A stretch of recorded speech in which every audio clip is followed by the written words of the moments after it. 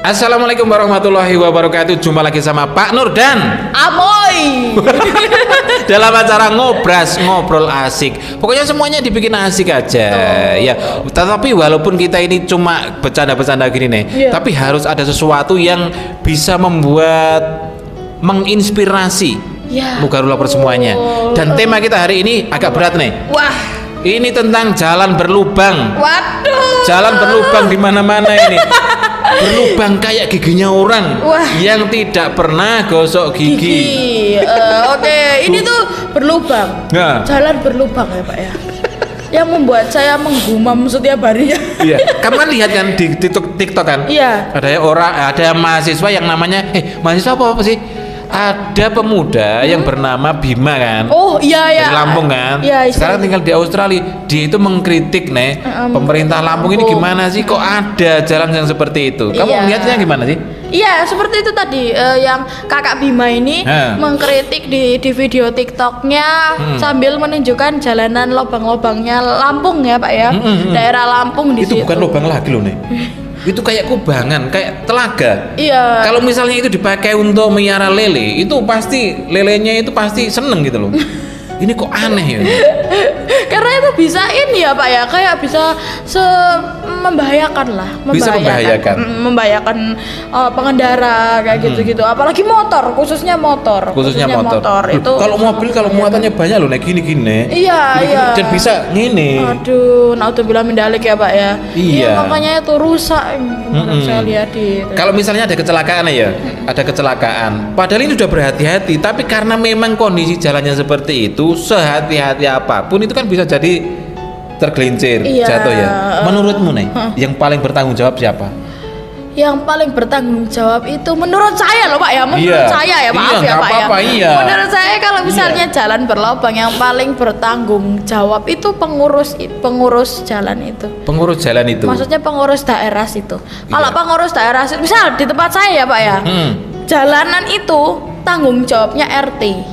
Oh gitu. Selama jalanan itu masih di RT saya. Oh, jadi ada paving-pavingnya yang mengelupas. Oh, mengelupas ini. Bolong, Nah, coplok. itu Pak RT saya itu ke sana batu-batu gitu, semen di gini-gini, jadi enak, nggak berlubang lagi. Itu Pak RT nih. Iya. Ya memang seharusnya begitu Iya, gitu loh. tapi ya. kalau di Lampung itu sepertinya itu ya Pak, umum ya jalannya ya, banyak soalnya ya yang Iya, bolong-bolong dan gitu. bukan hanya di Lampung nih. Iya. Dan ketika Bima itu membuat video yang viral seperti itu ternyata nih itu menggerakkan semua, ya enggak semua lah, banyak pemuda-pemuda yang rajin upload video jalan berlubang. Oh iya. Ada di Jawa Tengah, ada di mana lagi itu, pokoknya viral. Kayak ini juga gitu-gitu ya Pak ya. Iya, karena itu nyawa loh nih. Itu nyawa bener nih. Itu bahaya itu. Bahaya. Kalau itu sampai tergelincir sampai meninggal itu loh. Aduh, misalnya nih. Resiko. Ya, misalnya Iya. kamu jadi pemimpin. Wah, pemimpin ini Oh. menghadapi jalan yang seperti itu. Iya. Apa yang akan kamu lakukan? Wah, kalau saya sendiri ya pasti membenarkan ya Pak ya, karena kan itu jalan berlubang Betul. aja loh. Ini membetulkan, kok membenarkan? Iya, maksudnya membetulkan jalannya. Ya minimal ditambal. Kayak begitu, karena ya itu tadi saya tuh juga termasuk pengendara motor. Terus keluarga saya tuh juga pengendara kendaraan. Pastinya saya mikirin yang pertama keluarga saya dulu. Iki kok lek dulurku jalan lewat sini ya apa? Lo eneng gini, padahal aku pemimpin nih. Iya, malu Malu. Iya. Iya betul. Terus trending di ini di sosial media. Di sosmed gitu kan ya, trending cucu Bupati Amara meninggal dunia. Iya, karena menginjak jalan yang berlubang yang belum dibetulkan. Wah, naudzubillah min dzalik ya Pak ya. Iya, makanya itu tuh kan sangat berbahaya. Sangat berbahaya gitu loh. Dan ini loh nih, kayaknya mustahil kalau seorang pemimpin itu ndak tahu gitu ada jalan itu, mustahil. Iya. Pasti tahu lah. Karena gimana ya Pak ya, gak mungkin, maksudnya Pasti punya lah mata di setiap daerah. Seorang pemimpin tuh pasti punya itu. Pasti punya apalagi itu. Pemimpin besar kayak bupati, presiden, apalagi ya Pak ya. Itu pasti punya mata-matanya di situ kan. Iya, tapi pertanyaannya loh, kok sampai kayak gitu loh. Iya. Dan ini mungkin semakin tambah hari ya. Ini kayaknya semakin tambah banyak orang yang mengadukan jalan-jalan berlubang atau apapun lah itu di sosmed. Karena ketika viral di sosmed itu kan langsung ditangani nih. Iya, langsung mendapatkan sambutan. Iya. Itu. Jadi sosmed itu luar biasa luar sekarang biasa, itu. Karena bisa orang di sosmed itu bisa antara dia image-nya naik atau anjlok. Iya. Nah, begitu loh. Makanya. Lah kalau misalnya pemimpin itu ndak tahu, mohon maaf saya ndak tahu. Lah terus ngapain gitu loh? Dia ditunjuk itu kan untuk mengelola uang pajak nih. Iya. Uang pajak itu dipakai untuk membetulkan jalan, untuk menyantuni orang-orang miskin, untuk biaya pendidikan dan lain sebagainya. Uang kita untuk kita. Iya. Itu loh. Itu seharusnya itu kan gercep. Ya, gercep. Lu jalan kayak ngene loh. Iya betul. Masuk ngene gak iso gitu loh. Terus ngapain gitu loh? Iya. Kalau sama-sama ndak bisanya gitu loh. Kayak sekecil jalan aja loh. Iya, sekecil jalan itu. Iya, kalau bagi mereka bagi beliau pemerintah atau pengurus petinggi kayak gitu kan sekecil jalan gitu aja. Lah iya, ngene. Karena apa nih? Pemerintah itu nih sekali tanda tangan ya. Misalnya jalan A sampai jalan B ini mengalami kerusakan dan ini harus dibetulkan, harus dibenahi gitu kan. Seorang pemimpin tanda tangan, jadi itu jalan. Tinggal tanda tangan aja. Kenapa pertanyaannya kenapa kok nggak mau tanda tangan? Nggak mau menggerakkan pulpen nih. Iya kok karek. Iya. Itu kan untuk rakyat kan begitu kan. Kemarin kan juga sempat debat kan Pak ya. Ini ayahnya Kak Bima ini sama sama siapanya kemarin itu ya Pak ya. Pokoknya ada salah satu petinggi Lampung juga. Iya. Pengurus Lampung lah ngomongnya lah. Kayak saya ngomongnya kayak gitu. Itu di debatnya tuh panas sekali ya Pak ya. Saya lihat ya. Itu mereka debat tentang ini kok mengkritiknya di umum kayak gitu. Iya, mengkritiknya di umum dengan bahasa-bahasa yang kurang sopan gitu. Iya, kurang sopan kayak gitu. Sama ayahnya dibales loh. Saya lupa ngomong apa, tapi setujunya saya di situ lah. Kalau misalnya nggak dikritik di umum, emang nggak ditanggapi. Iya. Nggak ditanggapi gitu loh. Nah, sekarang ini kan malah tempat pengaduan yang paling efektif itu adalah di sosmed. Betul sekali, karena kalau udah viral langsung. Soalnya Pak Nun itu tahu sendiri nih, ada jalan ya, jalan berlubang dan ini bertahun-tahun sampai Pak Nun gini loh.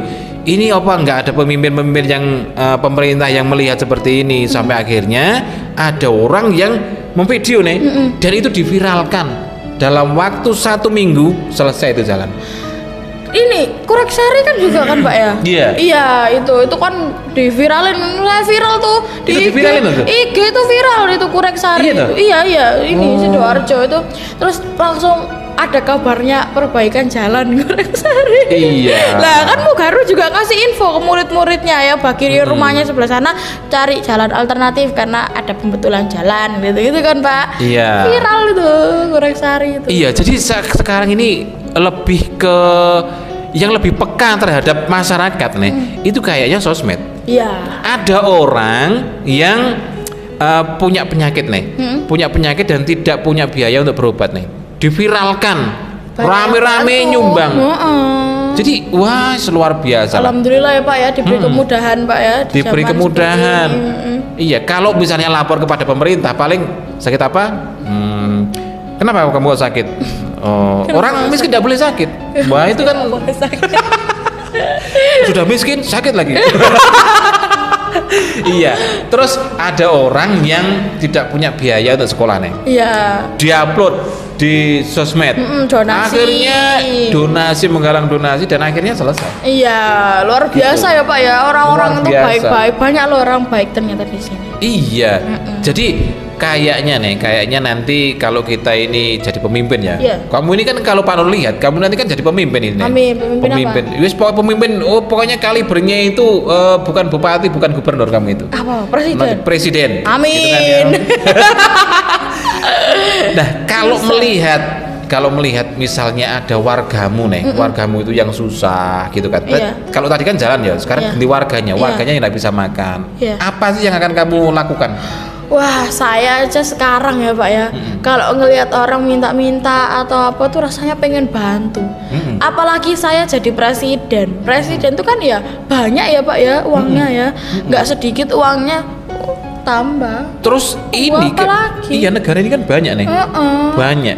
Makanya tunggu apa lagi? Udah punya uang, udah punya power, tinggal kasih. Tinggal kasih. Iya, aja. karena kondisinya masyarakat itu tuh dapat mempengaruhi majunya negara loh Pak. Iya. Jadi kalau misalnya masyarakatnya enak, maju semua, terbantu semua, maju pikirannya, maju langkahnya ya Pak ya, berani ke sini ke situ, nggak minder kan ada banyak orang minder karena kurang mampu kayak gitu-gitu. Nah kalau misalnya saya sebagai pemerintah, sebagai pemimpinnya bakalan dibantu gini-gini, orang jadi semangat Pak, orang jadi semangat, dan itu dapat mempengaruhi kemajuan Indonesia. Indonesia bisa jadi negara yang semakin berkembang. Oh iya nih, kalau ini kan ngobrol tentang sosmed, tentang jalan tadi itu ya. Iya. Kemarin tuh Pak Nur melihat TikTok itu nangis nih. Oh kenapa Pak? Ada tentara nasional Indonesia TNI gitu, ditugaskan di perbatasan nih. Ketika dia itu mau pulang kampung selesai tugasnya itu, ada 2 anak yang gandoli nih. Kenapa? Gandoli, nggak boleh pulang. Pak Nur itu gini, dalam pikiran Pak Nur gini, apa ya yang membuat anak itu kan tulus nih, jujur kan nih. Anak kecil ya. Anak kecil seperti itu kok gandoli seperti itu gitu loh.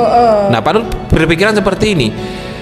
Seandainya seorang pemimpin nih, kamu jadi presiden gitu ya misalnya, sudah 2 periode, terus kamu itu mau berhenti, masyarakat demo, ayo Bu, amarah, jangan Iya gitu. Alangkah bahagianya